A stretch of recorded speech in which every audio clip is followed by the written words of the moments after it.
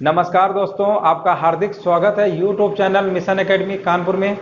आज हम शुरू करेंगे टेस्ट ऑफ डिविजिबिलिटी, जिसको हिंदी में बोलते हैं विभाज्यता की जांच। आप लोगों ने देखा होगा अक्सर परीक्षाओं में विभाज्यता से संबंधित सवाल पूछे जाते हैं। इसके पहले हमने पढ़ाया था संख्याओं के प्रकार, उसमें दो संख्याएं हमारी छूट गई थी, एक वास्तविक संख्या और एक काल्पनिक संख्या।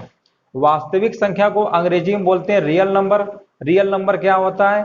हमने जितनी भी संख्याएं आपको पढ़ाई है वो सारी हमारी क्या होती हैं? रियल नंबर होती है। यानी कह सकते हैं एक तरीके से परिमेय और अपरिमेय। जब हम वर्ड परिमेय और अपरिमेय लगा देते हैं ना, तो जितनी भी संख्याएं होती हैं, पूर्णांक हो या पूर्ण संख्याएं हो, प्राकृतिक संख्या हो, सब कुछ आ जाता है। ठीक है ना? तो सीधे याद रखिए, परिमेय और अपरिमेय को मिलाने से जितनी भी संख्याएं बनेंगी वो हमारा क्या होता है? वास्तविक संख्या होता है। एग्जाम्पल 2/3 हमारा परिमेय है, √3 हमारा क्या है? अपरिमेय है।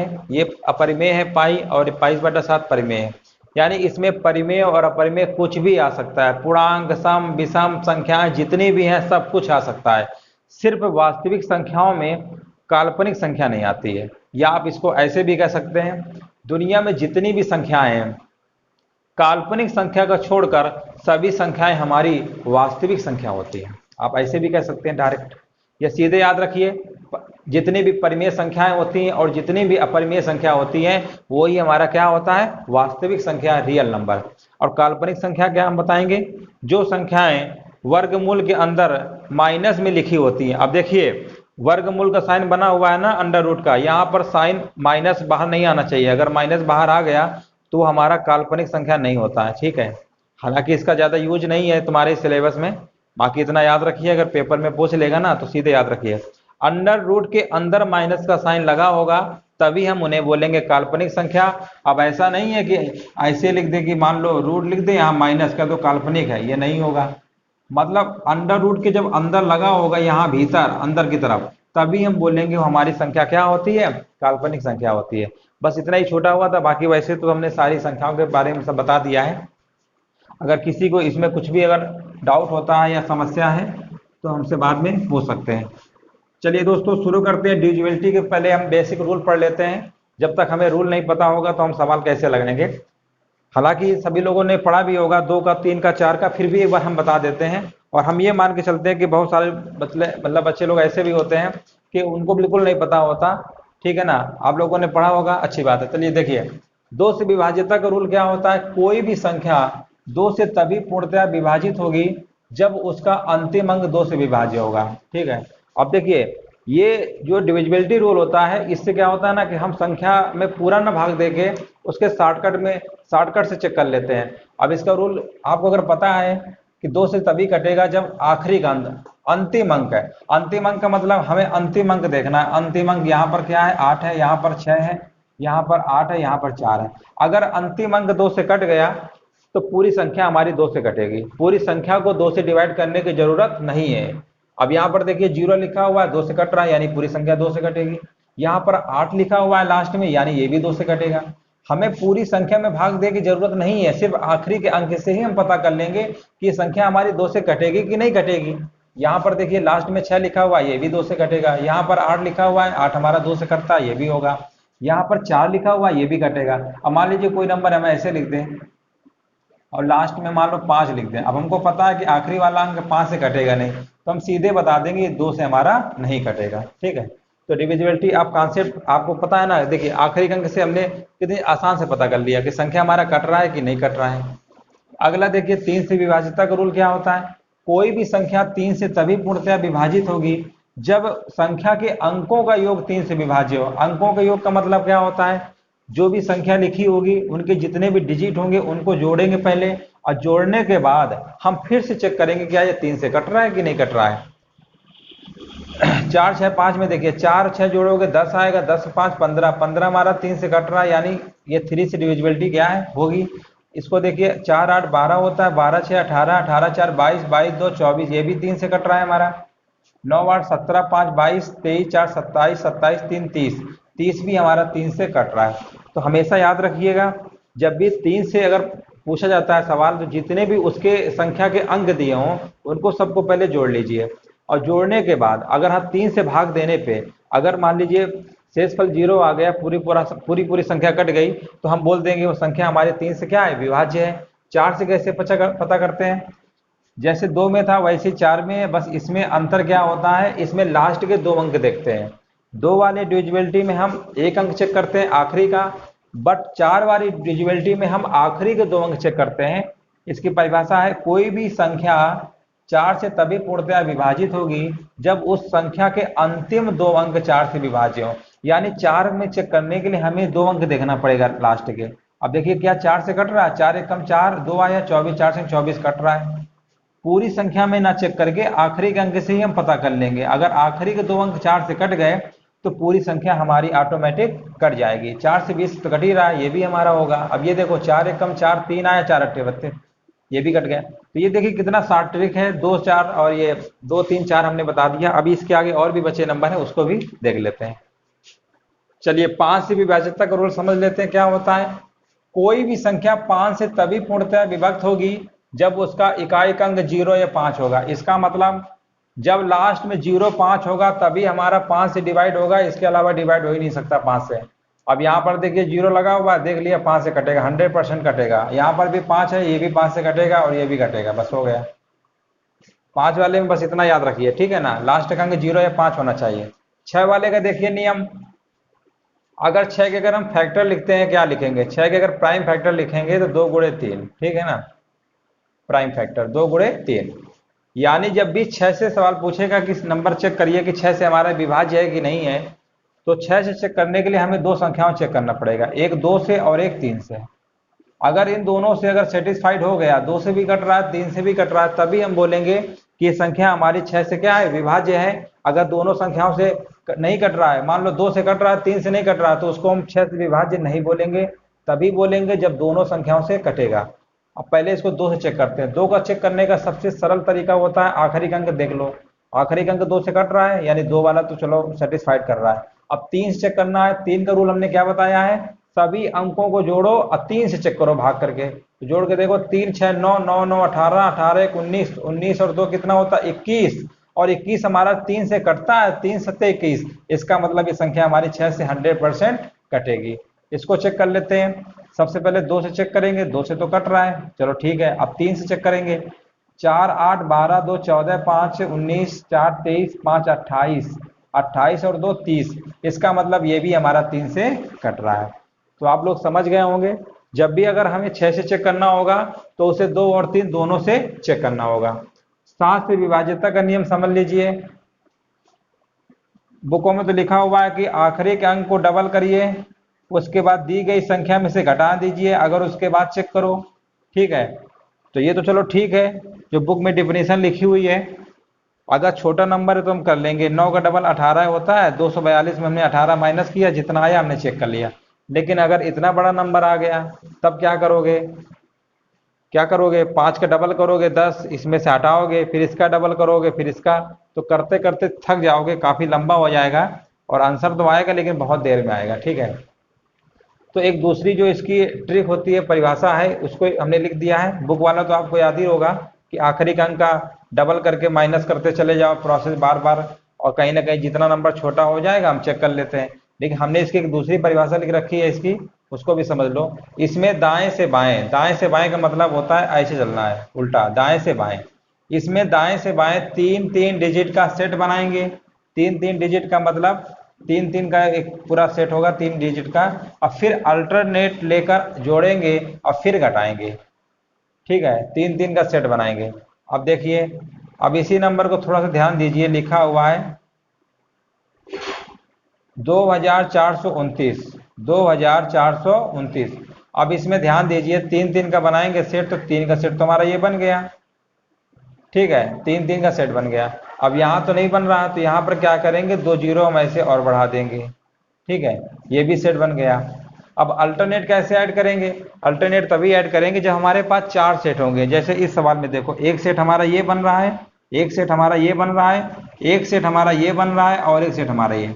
जब 4 सेट बने होंगे, ठीक है, तभी तो हम बोलेंगे ना इसका अल्टरनेट ये होगा और इसका अल्टरनेट ये होगा। अब इसमें तो है ही नहीं अल्टरनेट वाला, तो चलो इसमें नहीं है। अल्टरनेट उसी में बनाएंगे जब 3 से 4 नंबर हो, ठीक है, 3 सेट का हो या 4 सेट का हो, इससे ज़्यादा होंगे तभी अल्टरनेट बनाते हैं। और यहाँ पर तो अल्टरनेट बनने की कोई संभावना नहीं दिख रही, तो ये तो और आसान हो गया। तो अल्टरनेट वाला हटा दो ऑप्शन, फिर क्या लिखा है, जोड़ेंगे फिर घटाएंगे। तो अब जोड़ने की कंडीशन तो है नहीं, सीधे घटाएंगे। ठीक है, अगर अल्टरनेट बनता तो पहले हम जोड़ते फिर घटाते, तो अब इसमें सीधे हम क्या करेंगे, घटा देंगे। तो 429 में से अगर 2 माइनस करोगे तो कितना आएगा, 427।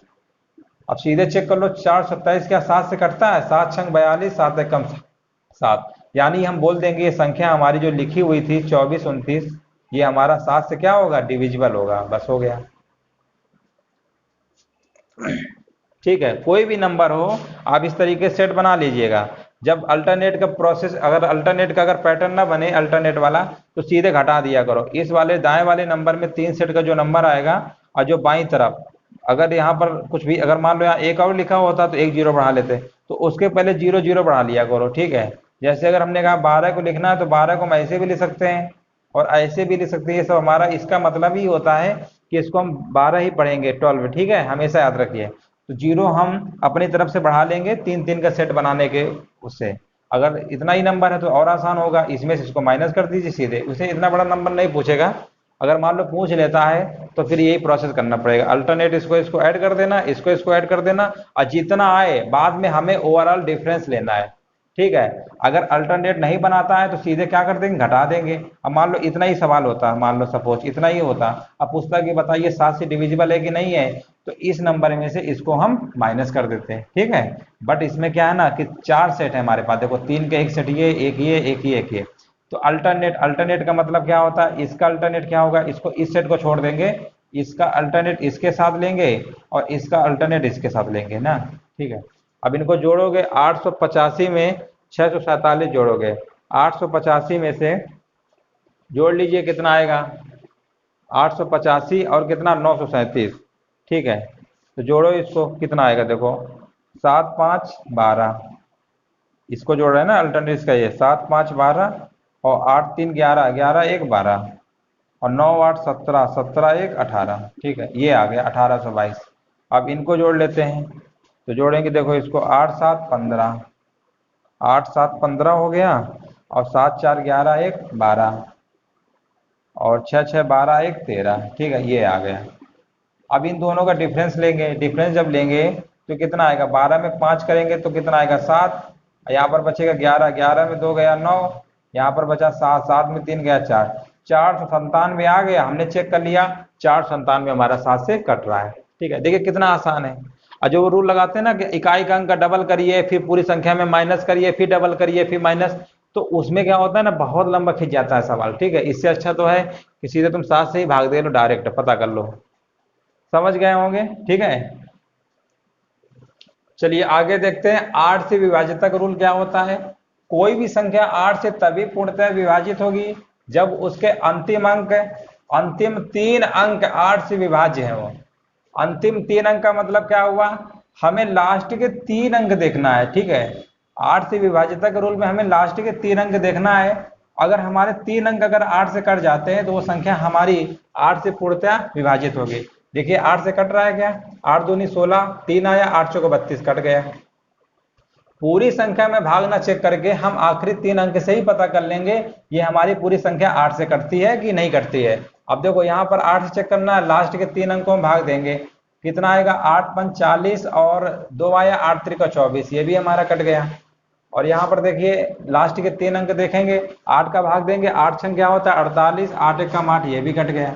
मतलब आखिरी के 3 अंक अगर कटे तो पूरी संख्या हमारी 8 से कट जाती है। 9 वाला देखिए, समझ लीजिए क्या होता है, कोई भी संख्या 9 से तभी पूर्णतः विभाजित होगी जब उसके अंकों का योग 9 से विभाज्य हो। अंकों का योग का मतलब इन सबको जोड़ो, अगर ये जोड़ने पे जो इसका योगफल आएगा अगर वो 9 से कट गया तो हम बोल देंगे पूरी संख्या हमारी 9 से कट रही होगी। चेक कर लो, 6 4 10, 18, 18 4 22, 3 25, 2 27, 27 तो हमारा 9 से कट रहा है, यानी संख्या पूरी पूरी 9 से कटेगी। इसको भी चेक कर लेते हैं, 5 2 7 4 11, 3 14, 2 16, 4 20, 7 27, ये भी हमारा 9 से कट रहा है 27। 5 4 9 6 15, 2 17, 1 18, 18 भी 9 से हमारा कट रहा है। यानी हम कह सकते हैं ये तीनों संख्याएं हमारी 9 से कट रही होंगी। 10 का तो जरूरत ही नहीं है याद करने का, सबसे आसान होता है।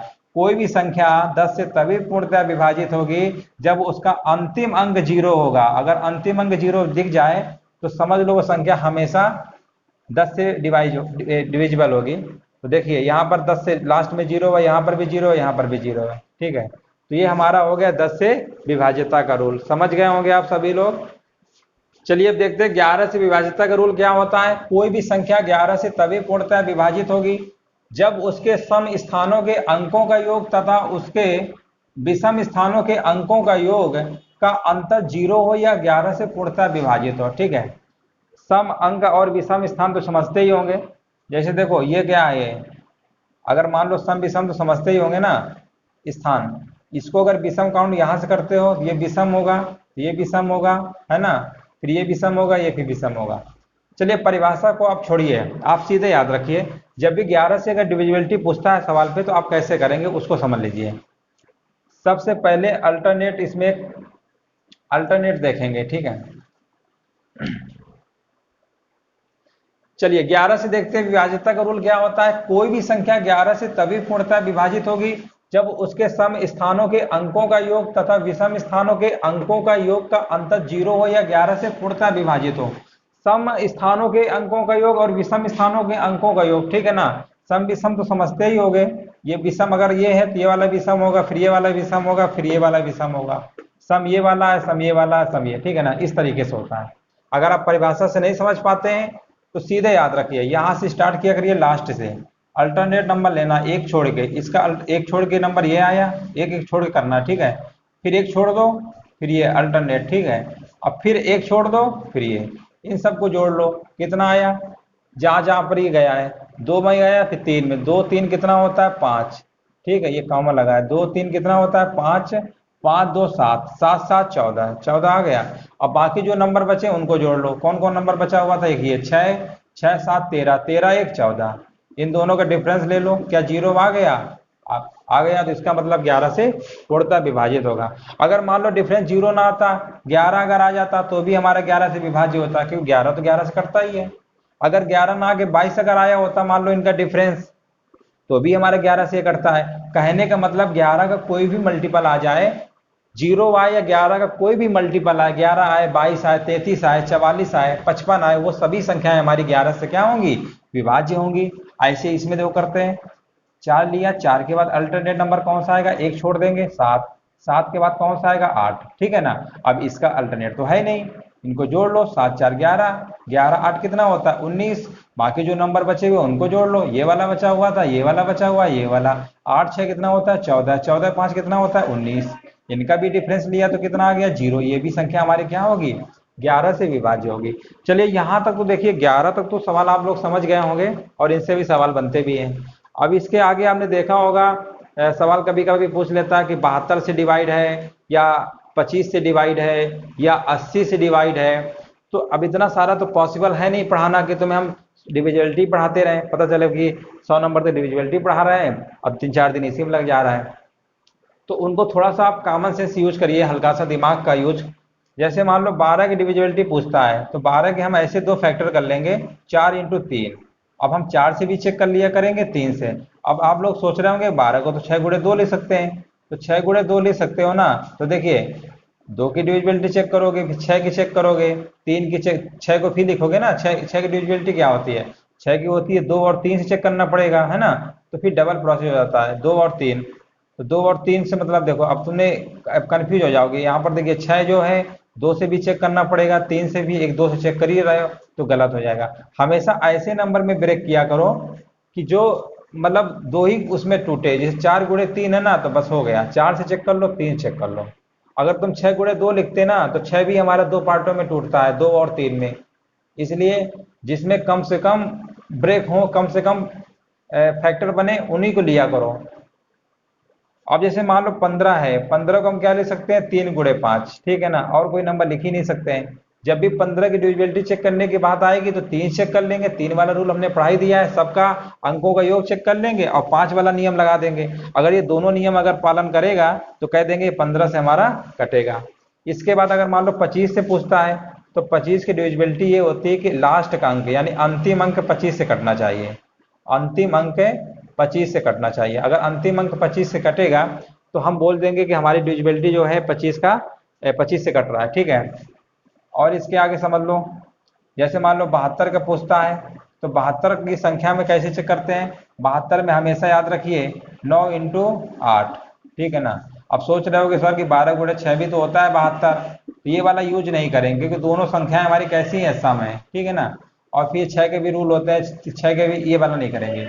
अब ये देखिए 9 की डिविजिबिलिटी हमको पता है कि सभी अंकों का योग 9 से कटना चाहिए, और 8 का भी पता है आखिरी के 3 अंक कटने चाहिए।